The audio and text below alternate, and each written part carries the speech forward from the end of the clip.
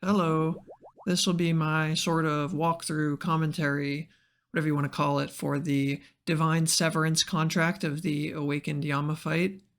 This is not the easiest, but definitely not one of the hardest ones. And if you're familiar with the kind of Awakened mechanics and the base fight, this one should not be so bad. Here's the inventory I bring.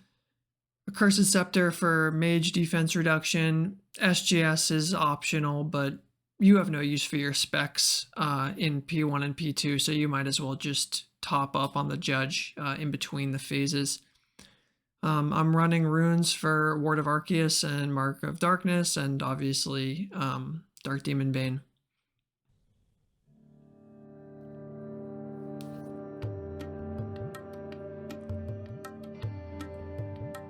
These are the tiles that I use to wave skip in P3. I'll cover that when we get there.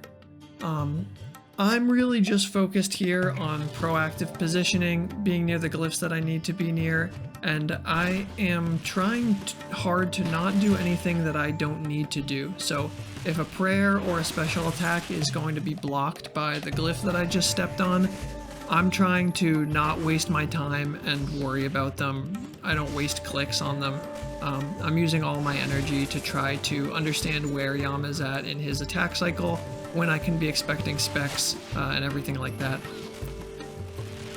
As you probably know, these fights are really not transformative from the base encounter until P3, so I won't have a lot to say until we get there. One thing I will mention, which carries through to all of these Awakened fights, is that you need to be able to quickly identify which flare is of the opposite color for the spec that's about to happen, as that one is really non-negotiable. That has to die, because unless you're going to run around the room and burn all your glyphs, and in some versions of the contract you can't be doing that, if they're allowed to go off, the fight is over. So always try to identify the color of the glyphs that are opposite of the special attack that you're waiting on, and prioritize those to die, as you will likely not be able to protect against them.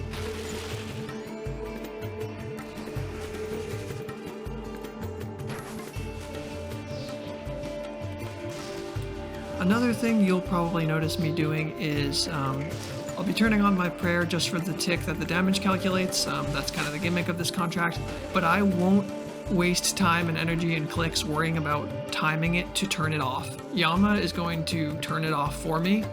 He deactivates the prayer on sight on the next tick, so you don't have to waste any energy thinking about flicking your prayers or turning them off or anything like that. Just catch the prayer at the correct timing for the tick that the damage is being calculated, and then forget about it. Do whatever else you have to do in the room. Drink a prayer potion, position yourself towards the next glyph, reevaluate where he is in his attack cycle, but don't waste your time thinking about your prayers once you've turned it on once to catch the attack.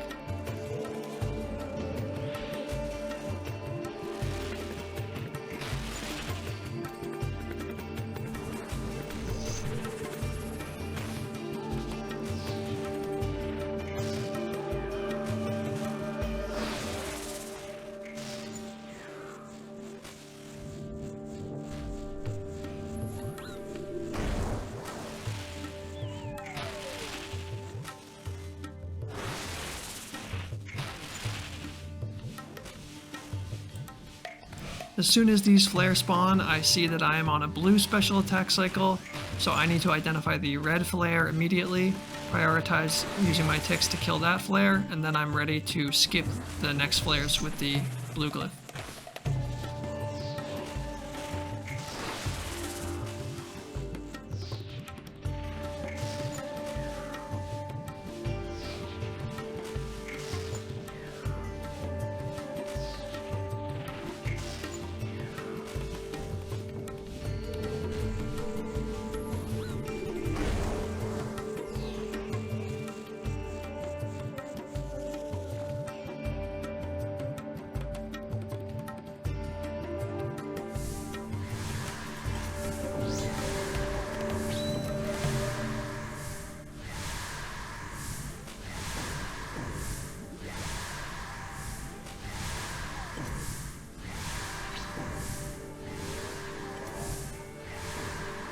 Yama's going to continually spawn Void Flares in P3 that need to be killed.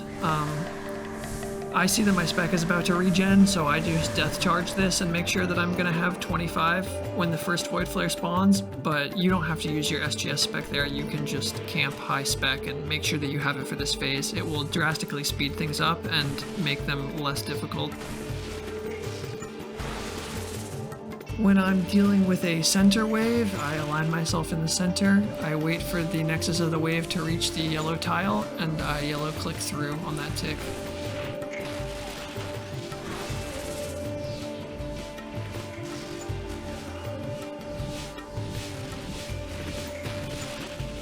One bit of timing here that I think is helpful and consistent is that I will always catch my prayer while I'm waiting for the last set of balls to fall, and then I will click to move on the next tick. So we can watch it again here. First ball spawn, I move. Second ball spawn, I move and I catch the prayer. The third ball spawn, and I move to dodge.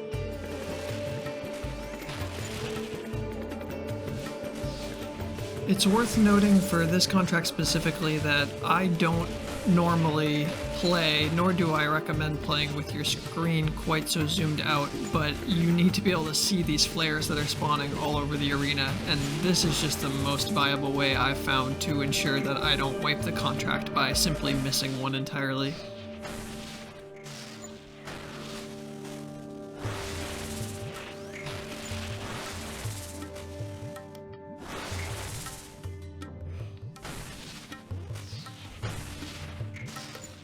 If I end up getting pulled a little bit one way or another, left or right, I always make sure that I come back and center myself on this middle home base tile so that I can set up to dodge waves and skip the balls simultaneously.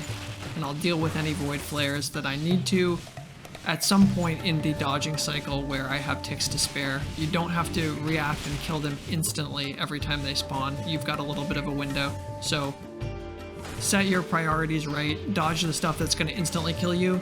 As long as you get a few ticks off to deal with the flare at some point, you won't die.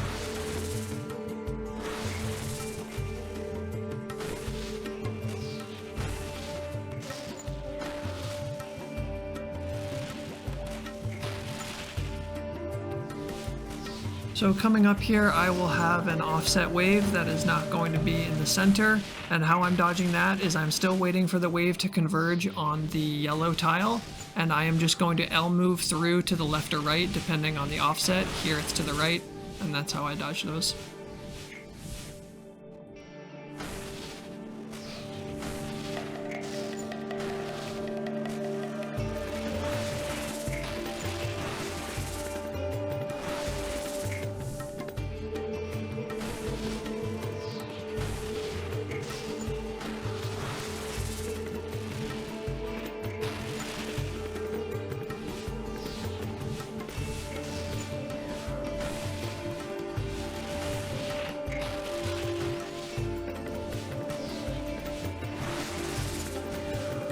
Hopefully this gives a little bit of a window into kind of the P3 rhythm, the wave dodging mechanics, the timing that you need to hit the prayers right.